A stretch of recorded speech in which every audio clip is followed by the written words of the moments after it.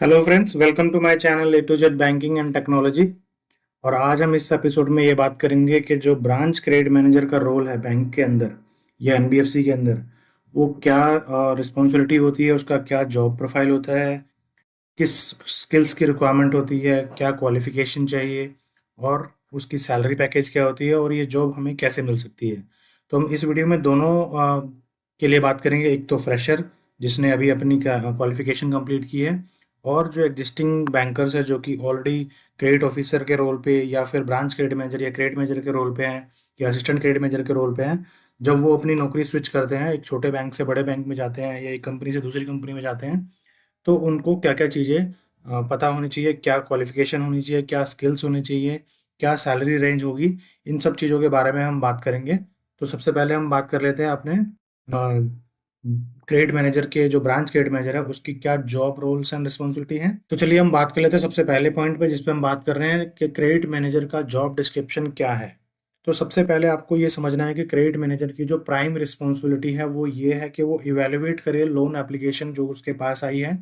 और वो according to bank policy है या नहीं है, प्रोसेस के अकॉर्डिंग वो सही है या नहीं है। बिकॉज इसमें आपको सिक्योर्ड लोन के प्रोडक्ट भी हो सकते हैं, जिसमें हम हाउसिंग लोन के बारे में बात करते हैं, लोन अगेंस्ट प्रॉपर्टी के बारे में बात करते हैं, या फिर ऑटो लोन हो सकता है, टू व्हीलर लोन हो सकता है जो कि सिक्योर्ड लोन प्रोडक्ट पॉलिसी के अंदर आता है। और इसमें आपके पास अनसिक्योर्ड लोन प्रोडक्ट भी हो सकते हैं, जैसे पर्सनल लोन हो गया, बिजनेस लोन हो गया, क्रेडिट कार्ड हो गए। तो इस टाइप के जो प्रोडक्ट्स हैं उनकी इवैल्यूएशन करना होता है। और दूसरा प्राइम रिस्पॉन्सिबिलिटी जो ब्रांच क्रेडिट मैनेजर का है वो उस ऑर्गेनाइजेशन का क्रेडिट रिस्क को मिनिमाइज करना है, कि कहीं कोई गलत कस्टमर को हमने लोन तो नहीं दे दिया। तो चलिए हम आगे बात करते हैं कि इसमें जो जॉब प्रोफाइल है, जो जॉब रोल एंड रिस्पॉन्सिबिलिटी एक क्रेडिट मैनेजर की होती है, वो क्या क्या उसमें इंक्लूड होता है। तो सबसे पहला जो स्टार्टिंग है कि जब भी फाइल आपके पास आती है वो उसमें आपको एक लॉगिन करनी होती है उन फाइल्स को। लॉगिन से मतलब है कि जब भी आपके पास कोई फाइल आती है तो वो हमारे बैंक की पॉलिसी के अकॉर्डिंग सारे डॉक्यूमेंट्स उसमें है या नहीं है, कोई इनकम्प्लीट डॉक्यूमेंट्स तो नहीं है, वो सब चेक करने को हम लॉगिन बोलते हैं। जब वो कंप्लीट रूप से फाइल पूरी तरह से कंप्लीट होती है तो फिर हम उसे लॉगिन कर लेते हैं, उसे हम बोलते हैं लॉगिन स्टेज। जब हमारी फाइल लॉगिन हो जाती है तो दूसरा टास्क हमारे बीसीएम का ये होता है कि लॉगिन करने के बाद सारी जो क्रेडिट वेरिफिकेशंस होती हैं, जिसमें हम CIBIL, FI, field investigation, valuation, legal और अलग तरह की वेरिफिकेशंस होती हैं, वो सबको इनिशिएट करना होता है। तो वो हम इनिशिएट करते हैं, उसे हम रिपोर्ट इनिशिएशन बोलते हैं। देन उसके बाद हमारा जो क्रेडिट मैनेजर है वो एलिजिबिलिटी चेक करता है कस्टमर की according to the product and policy. अगर आपने पर्सनल लोन के लिए अप्लाई किया हुआ है तो आपकी कितनी सैलरी है, कितने आपके एग्जिस्टिंग लोन्स हैं, कितने टाइम से आप जॉब कर रहे हैं, उसके अकॉर्डिंग हम बैंक की क्या पॉलिसी है, कितना लोन दे सकते हैं या नहीं दे सकते हैं, इन सबको चेक करने के लिए एलिजिबिलिटी चेकिंग प्रोसेस होता है। देन जहाँ पे हमें लगता है कि हमको कस्टमर के बिजनेस प्रेमिसेस को विजिट करना चाहिए, उसके बिजनेस मॉडल को समझना चाहिए, तो वहाँ हमारा जो बीसीएम है वो फील्ड पे जाता है, कस्टमर के बिजनेस प्रेमिसेस को देखता है, कस्टमर के प्रॉपर्टी को देखता है, कस्टमर के एक्चुअल कैश फ्लो को समझता है, और ये अंडरस्टैंड करता है कि कस्टमर की जो मिनिमम इनकम है वो इतनी तो आ ही रही है और वो हमारे लोन को सफिशिएंट पे करने के लिए है या नहीं है। तो इस चीज़ को करने के बाद, कस्टमर के बिजनेस मॉडल को समझने के बाद, उसके एक्चुअल कैश फ्लो को समझने के बाद, क्रेडिट मैनेजर को एक credit approval memo, credit appraisal memo जिसे हम बोलते हैं, वो एक नोट तैयार करना पड़ता है जिसमें वो कस्टमर की सारी डिटेल्ड इन्फॉर्मेशन डालता है कि कस्टमर का प्रोफाइल क्या है, उसका बिजनेस मॉडल क्या है, उसकी इनकम और एक्सपेंसेस क्या हैं, और उसने किस पर्पज़ के लिए हमारे यहाँ पे लोन अप्लाई किया है, और हमारी पॉलिसीज़ के हिसाब से वो फिट बैठता है या नहीं बैठता है। अगर नहीं बैठता है तो क्या डिविएशंस हैं और उस डिविएशंस को हम कैसे ओवरकम कर सकते हैं। इन सबका कॉम्प्रोमाइज एक कम्प्रिहेंसिव नोट बनता है जिसे हम क्रेडिट अप्रूवल मेमो कहते हैं। और साथ ही साथ वो उसके कैश फ्लो के बेसिस पे उसकी एलिजिबिलिटी निकालता है, उसके एग्जिस्टिंग लोन्स को माइनस करके उसकी फाइनल कैश फ्लो को निकालता है, जिसे हम सीईटी बोलते हैं, जो कि जनरली एक एक्सेल के अंदर बनाई गई होती है। इसके बाद जब वो सारी चीज़ें चेक करने के बाद, सारी वेरिफिकेशन रिपोर्ट देखने के बाद, पीडी करने के बाद, फाइनल डिसीजन लेता है कि इसको गो हेड करना है या इसे रिजेक्ट करना है, बेसिस के कस्टमर का प्रोफाइल क्या है और हमारी वेरिफिकेशन रिपोर्ट का स्टेटस क्या है। तो फाइनली उसे एक डिसीजन लेना होता है कि केस को रिजेक्ट किया जाए या अप्रूव किया जाए। जब केस सैंक्शन हो जाते हैं, अप्रूव हो जाते हैं, उसके बाद हमारे जो बीसीएम का अगला रोल ये आता है कि वो डिसबर्समेंट एक्टिविटी, जब फाइनली डिसबर्स के लिए जो डॉक्यूमेंट्स चाहिए होते हैं उन एक्टिविटी में सपोर्ट करता है तथा उनके सारे जो रिक्वायरमेंट्स होते हैं क्रेडिट पॉइंट ऑफ व्यू से, उन सारे क्रेडिट पॉइंट ऑफ व्यू के रिक्वायरमेंट को पूरा करता है, जिसमें हो सकता है आपके डिसबर्समेंट के में जो सैंक्शन कंडीशंस लगी हुई थी, उन सैंक्शन कंडीशन को आप वेट करें कि वो सैंक्शन कंडीशन फुलफिल हो गई हैं या नहीं हुई हैं। कोई आपने सैंक्शन कंडीशन में पर्टिकुलर डॉक्यूमेंट मांगा हुआ था, वो डॉक्यूमेंट प्रॉपर है या नहीं है, वो आ गया है या नहीं है, ये सारी चेक करना भी आपके जो बीसीएम के रोल्स एंड रिस्पॉन्सिबिलिटी के अंदर आता है। उसके बाद बीसीएम का एक और रोल्स एंड रिस्पॉन्सिबिलिटी होती है, जिसमें वो ब्रांच के एनपीए जो नॉन परफॉर्मिंग एसेट्स होती हैं उनको भी कंट्रोल करता है और कोशिश करता है कि ब्रांच के जो पोर्टफोलियो हेल्दी हो और ज़्यादा डिफ़ॉल्ट केसेस ना हो। साथ ही साथ उनका एक अलग रोल भी होता है जिसमें वो ऑडिट को सपोर्ट करते हैं, जो ऑडिट की रिक्वायरमेंट होती हैं, जो कि आपके ब्रांच के प्रोसेस एंड पॉलिसी के डिफाइंड पैरामीटर को चेक करता है और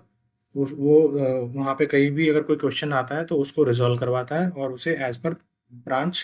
प्रोसेस एंड पॉलिसी के हिसाब से फॉलो करवाता है। साथ ही साथ हमारा जो बीसीएम है वो कलेक्शन में भी सपोर्ट करता है और ब्रांच के एनपीए को कम करने की कोशिश करता है। तो ये कुछ प्राइमरी रिस्पॉन्सिबिलिटी हैं जो कि एक बीसीएम को करनी पड़ती हैं। ये लिमिटेड नहीं है इस एक्सटेंट तक जितना मैंने लिखा है, हो सकता है बैंक टू बैंक और एनबीएफसी टू एनबीएफसी इसमें प्लस माइनस होते रहेंगे। कहीं पे आपका ऐसा हो सकता है कि जो लॉगिन है वो एक लॉगिन की अलग टीम बैठी हो और जो टेक्निकल जो वेरिफिकेशन रिपोर्ट इनिशिएशन की एक अलग टीम बैठी हो। बट प्राइमा फेसी आप देखेंगे तो एलिजिबिलिटी कैलकुलेशन करना, पीडी पे जाना, कैम बनाना, डिसीजन लेना केसेस पे, डिसबर्सल में हेल्प करना, ब्रांच के एनपीए को रिजोल्व कराना, ऑडिट को रिजोल्व कराना, ये सारे जो क्राइटेरिया हैं और जो ये रोल्स एंड रिस्पॉन्सिबिलिटी है वो एक बीसीएम के प्रोफाइल के अंदर आती हैं। तो चलिए अब हम नेक्स्ट पॉइंट की बात कर लेते हैं कि जहाँ पे बीसीएम के रोल के लिए हमें क्या क्वालिफिकेशन चाहिए।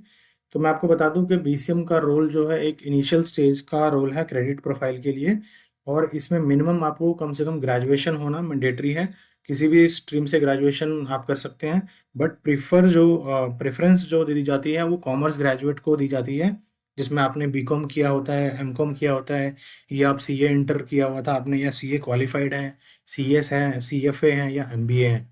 तो जो कॉमर्स बैकग्राउंड होता है उनको थोड़ा सा ज़्यादा प्रेफरेंस दिया जाता है, बिकॉज इसमें आपका जो अंडरस्टैंडिंग ऑफ अकाउंटिंग है, जो बिजनेस से रिलेटेड टैक्टिक्स होते हैं, वो मैथ्स और कॉमर्स स्टूडेंट ज़्यादा अच्छे से समझ पाते हैं।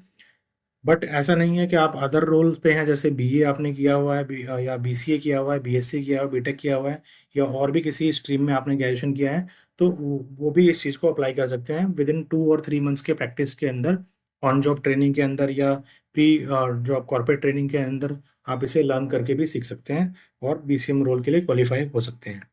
तो चलिए आगे हम बात कर लेते हैं कि क्या क्या स्किल की रिक्वायरमेंट होती है बीसीएम प्रोफाइल के लिए।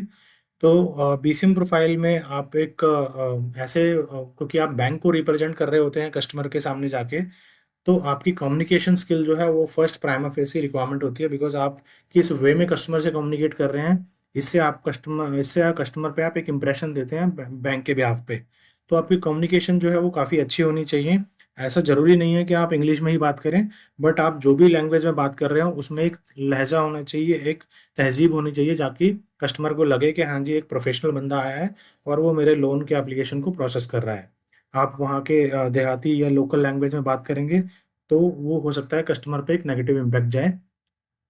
तो इसलिए आपको कोशिश करनी है आपकी जो कम्युनिकेशन है वो एक प्रोफेशनल वे में हो, और आप अपनी जो फीलिंग्स हैं, जो आपके बैंक की रिक्वायरमेंट है, जो क्वेश्चंस आप पूछना चाहते हैं, वो आप कस्टमर को कम्युनिकेट कर पाएँ अच्छे से, कस्टमर से पूछ पाएँ, हेजिटेट ना हो, घबराएं नहीं, और आप जो कस्टमर आपको प्रपोजल करने के लिए जो रिक्वायरमेंट है उस चीज़ को आप कस्टमर से असरटेन कर पाएँ, निकलवा पाएँ। तो ये कम्युनिकेशन स्किल के अंदर आपका आता है। इसको ये कई बार डिपेंड करता है पर्सनल टू पर्सन पे भी। कभी किसी हो सकता है किसी बंदे की कम्युनिकेशन स्किल उतनी अच्छी ना हो बट दूसरे बंदे की ज़्यादा अच्छी हो, बट इसको डेवलप किया जा सकता है बेसिस आपका कॉर्पोरेट ट्रेनिंग के थ्रू, या आप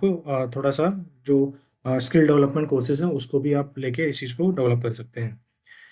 देन आपका आता है basic computer knowledge. So basic computer knowledge होना आपको बहुत ही मस्ट है, क्योंकि जब भी आप इस रोल के लिए आएंगे तो आपको कंप्यूटर चलाना अच्छे से आना चाहिए, जिसमें आपका बेसिक जो माइक्रोसॉफ्ट ऑफिस है, जिसमें एक्सेल की बात करते हैं, वर्ड की बात करते हैं, या जो जनरल जी गूगल सर्फिंग है वो सब भी आपको आना चाहिए, बिकॉज ये आपके जॉब के अंदर मैंडेटरी रिक्वायरमेंट है, बिकॉज जब भी आप एलिजिबिलिटी कैलकुलेशन करेंगे तो आपको एक्सेल के अंदर ही मेजरली वो करना होता है, या आप क्रेडिट अप्रूवल मोमो या क्रेडिट अप्रूवल नोट्स बनवाएंगे तो वो आपका वर्ड फाइल पे ही बनता है। तो आपको ये चीज़ का पता होना चाहिए कि बेसिक कंप्यूटर में क्या है। आपकी टाइपिंग स्पीड भी एक लिमिट तक अच्छी होनी चाहिए, मिनिमम आपको कम से कम 30+ या 40 के आसपास की आपकी टाइपिंग स्पीड होनी चाहिए, सो दैट कि अगर आपके पास केसेस का बल्क लोड है और आपकी टाइपिंग स्पीड नहीं है तो आप क्रेडिट अप्रूवल मेमो को बनाने में काफ़ी लंबा टाइम लगा सकते हैं, जो कि आपकी परफॉर्मेंस पे काफ़ी इम्पैक्ट डाल सकती है। सेकेंड जो आपका आता है कि आपको बैंक की पॉलिसी और प्रोडक्ट के बारे में नॉलेज होना चाहिए। यस, जब भी आप किसी बैंक के इंटरव्यू के लिए जा रहे हैं तो वो आपसे ज़रूर समझना चाहेंगे कि जिस प्रोफाइल के लिए आप आए हैं, जैसे आप पर्सनल लोन के लिए गए हैं तो आपको पर्सनल लोन के बारे में क्या क्या पता है, उस बैंक में किस टाइप के पर्सनल लोन दिए जाते हैं, क्या रेट ऑफ इंटरेस्ट होता है, क्या उनकी बेसिक रिक्वायरमेंट्स होती हैं। तो बैंक के प्रोडक्ट एंड पॉलिसी के बारे में भी आपको जानकारी होनी चाहिए। जैसे अगर आप यस बैंक के पर्सनल लोन के बारे में जाएंगे तो आपको पता होना चाहिए कि जी यस बैंक में 3 महीने की सैलरी स्लिप चाहिए, 6 महीने की बैंक स्टेटमेंट चाहिए, कम से कम जो जॉब विंटेज है वो आपका 1 साल का होना चाहिए, ये मार्केट में जनरल आरओआई है, हमें ये चीज़ें चेक करनी होती है, सिबिल में हम क्या देखते हैं। तो ये सब चीज़ें आपकी जो बैंक की पॉलिसी एंड प्रोडक्ट के रिगार्डिंग है वो आपको पता होना चाहिए। तो चलिए हम नेक्स्ट पॉइंट की तरफ बढ़ जाते हैं, जिसमें हम बात कर रहे हैं कि क्रेडिट मैनेजर का जो सैलरी पैकेज है वो क्या रेंज से स्टार्ट होता है। तो ये सैलरी पैकेज डिपेंड करता है कि आप फ्रेशर हैं या आप एक्सपीरियंस है आपको पहले से। और इसके साथ साथ ये एक और चीज़ पर डिपेंड करता है कि आपका इंटरव्यू कैसा गया। तो सबसे पहले हम बात कर लेते हैं कि फ्रेशर के केस में जब आप इंटरव्यू के लिए जाते हैं तो आपका क्या पैकेज से स्टार्ट हो सकता है और आपको मिनिमम कितना पैकेज मिल सकता है। तो अगर आप बीकॉम ग्रेजुएट हैं या आपने कॉमर्स स्ट्रीम से कोई ग्रेजुएशन डिग्री या उससे हायर डिग्री ले रखी है और आप फ्रेशर हैं और बैंक के प्रोफाइल में आप क्रेडिट मैनेजर के रोल के लिए आते हैं, तो आपकी बेसिक सैलरी जो है वो मिनिमम जो सैलरी है वो एटलीस्ट 2.5 लैक्स पर एनम से स्टार्ट हो सकती है या ज़्यादा भी हो सकती है, डिपेंडिंग कि आपका जो कम्युनिकेशन स्किल है, आपके जो बात करने का तरीका है, आपके पास जो प्रोडक्ट की नॉलेज है या आपकी कंप्यूटर की जो नॉलेज है वो किस तरह की है। और जब आपने इंटरव्यू दिया तो आपका इंटरव्यू सेशन कैसा गया। अगर आपका क्वालिफिकेशन सपोर्टिव है, आपकी कम्युनिकेशन अच्छी है और आपका इंटरव्यू अच्छा गया, तो आपका जो मिनिमम स्टार्टिंग पैकेज है इन बैंक वो आपका 3 साढ़े 3 लाख रुपए से भी स्टार्ट हो सकता है, और वो मैक्सिमम आपका 5 लाख रुपए से भी स्टार्ट हो सकता है, डिपेंडिंग आपने कहाँ से क्वालिफिकेशन की है और आपने इंटरव्यू में कैसा परफॉर्म किया है। तो चलिए हम नेक्स्ट बात कर लेते हैं कि जो एक्सपीरियंस होल्डर बंदे जो ऑलरेडी बीसीएम रोल पे जॉब कर रहे हैं उनका सैलरी रेंज क्या होता है। तो अगर आप एक कंपनी में ऑलरेडी 2-3 साल से बीसीएम या क्रेडिट ऑफिसर रोल पे जॉब कर रहे हैं, तो और आपकी सैलरी 3 लाख रुपए या 4 लाख रुपए की रेंज में है, तो मैं आपको बता दूं कि बीसीएम का जो सैलरी पैकेज है एज पर इंडस्ट्री नॉर्म्स वो 4 लाख रुपए से स्टार्ट होके, जो कि एक्सपीरियंस होल्डर का होता है 2-3 साल का एक्सपीरियंस का, 4 लाख से स्टार्ट होके 10 लाख रुपए तक भी जाता है। तो अगर ये डिपेंड करता है कि आपको कितने साल का एक्सपीरियंस है और आपने प्रीवियसली क्या पैकेज लिया हुआ है, उसके ऊपर वो आपको 30% से लेके 40% तक का इंक्रीमेंट दे सकते हैं, बेसिस कि आपका एक्सपीरियंस अच्छा हो और आपने इंटरव्यू में जो क्वेश्चंस पूछे गए हैं वो आपने सही से आंसर किए हैं और आपके अंदर प्रोडक्ट की पॉलिसी की नॉलेज अच्छी हो। तो ये जो है सैलरी है। इसके अलावा जो बीसीएम रोल पे अट्रैक्टिव बोनस होते हैं, जो कि जनरली ईयर एंड पे या हाफ ईयरली आते हैं, डिपेंडिंग कि आपकी बैंक में क्या पॉलिसी है बोनसेस की। और ये भी एक अच्छा अमाउंट होता है आपके पैकेज का। कई जगह पे जो है ये 1 मंथ की सैलरी होती है, कई जगह पे ये आपके पैकेज का 20% टू 30% भी होता है। अगर हम बात करते हैं कि इसमें और क्या बेनिफिट मिलते हैं, इसमें आगे आपको मंथली इंसेंटिव हो सकते हैं जो पर फाइल बेस पे आपको मिल सकते हैं, कि पर फाइल आपने अगर इतने केसेस प्रोसेस किए हैं तो आपको पर केस पे इतने इंसेंटिव मिल जाएगा। तो ये डिपेंड करता है कि आपकी बैंक की पॉलिसी क्या बोलती है इस पे। कई बैंकों में 1,000 रुपये पर फाइल इंसेंटिव होता है, कई बैंकों में आपका पोर्टफोलियो लिंक्ड इंसेंटिव होता है कि आपका पोर्टफोलियो कैसे परफॉर्म कर रहा है, आप मंथली कितने केस प्रोसेस कर रहे हैं, क्या बिजनेस आप आउटपुट दे रहे हैं, तो उसके ऊपर भी आपका ये लिंक्ड होता है, डिपेंडिंग कि आपके बैंक में क्या इंसेंटिव पॉलिसी है। अब आगे हम बात कर लेते हैं कि how to get the credit manager job, कि हम अगर हम फ्रेशर हैं या फिर हम एक्सपीरियंस हैं तो हम क्रेडिट मैनेजर की जॉब कैसे पा सकते हैं। तो सबसे पहला जो ऑप्शन इसमें है कि आप अगर आपके पास अगर इंडस्ट्री के कुछ अच्छे एक्सपीरियंस है, कुछ लोगों को आप जानते हैं जो कि सेम इंडस्ट्री में काम कर रहे हैं, तो आप ये रेफरेंस के थ्रू भी पा सकते हैं, क्योंकि आजकल reference is a main prime source to get a job in banking sector. But इसके अलावा अगर आपके पास ऐसे रेफरेंसेस नहीं हैं तो आप नौकरी पोर्टल पे भी जॉब अप्लाई कर सकते हैं। नौकरी पोर्टल में काफ़ी सारे बैंक्स एंड वेबसी हैं जो अपनी रिक्वायरमेंट डालती रहती हैं। आप वहाँ पे अपना पोर्टफोलियो बना के वहाँ से भी अप्लाई कर सकते हैं। लिंक्डइन पे भी सेम है, आप अपना लिंक्डइन पे पोर्टफोलियो बनाइए। मैं आपको बता दूं, जो लिंक्डइन नहीं जानते हैं, लिंक्डइन एक ऐसा प्लेटफॉर्म है जहाँ पे प्रोफेशनल्स अपना प्रोफाइल बनाते हैं और अपने रिक्वायरमेंट पोस्ट करते हैं। ये सिमिलर टू फेसबुक है, बट फेसबुक पे आपके जो पर्सनल इंसिडेंट होते हैं वही पोस्ट किए जाते हैं, बट इसका अपोजिट है। लिंक्डइन पे सिर्फ प्रोफेशनल और प्रोफेशनल लोग ही अपना प्रोफाइल बनाते हैं। एंड इंडीड जॉब भी नौकरी पोर्टल की तरह ही है, जहाँ पे आप जाके अपना प्रोफाइल बना के अपने रिक्वायरमेंट के हिसाब से अप्लाई कर सकते हैं। थर्ड, अपने पास एक ऑप्शन है जहाँ पे आप बैंक की वेबसाइट पे जाके करियर पेज पे आप अवेलेबल ओपनिंग को अप्लाई कर सकते हैं। जैसे कि आईसीआईसी बैंक के पोर्टल पे जाएंगे तो वहाँ पे एक करियर पेज मिलेगा। आईसीआईसी, एक्सिस बैंक, जितने भी बैंक एनबीएफसी हैं, सब ने अपने वेबसाइट पे एक करियर का पेज दिया होता है जहाँ पे उन्होंने अपनी अवेलेबल ओपनिंग को डाला हुआ होता है। आप वहाँ जाके उनको अपने अकॉर्डिंग अप्लाई कर सकते हैं। इसके अलावा भी एक ऑप्शन है जहाँ पे बैंक्स कुछ अपने इंटरनल प्रोग्राम्स निकालते हैं जो कि कुछ मंथ की आपकी ट्रेनिंग देते हैं। जैसे आईसीआईसी का आरओआरएम ट्रेनिंग प्रोग्राम है, बीसीएम ट्रेनिंग प्रोग्राम है, या एक्सिस बैंक के ट्रेनिंग प्रोग्राम है, जिसमें इनिशियली वो आपको एक कोर्स, एक ट्रेनिंग सेंटर देते हैं और उसका एक फ़ी चार्ज करते हैं उस प्रोग्राम का, और देन आफ्टर आपका डायरेक्ट कैंपस सिलेक्शन हो जाता है और उसी बैंक में आपको एक इनिशियल लेवल की जॉब ऑफर कर दी जाती है। तो ये भी एक तरीका है आपका जॉब पाने का।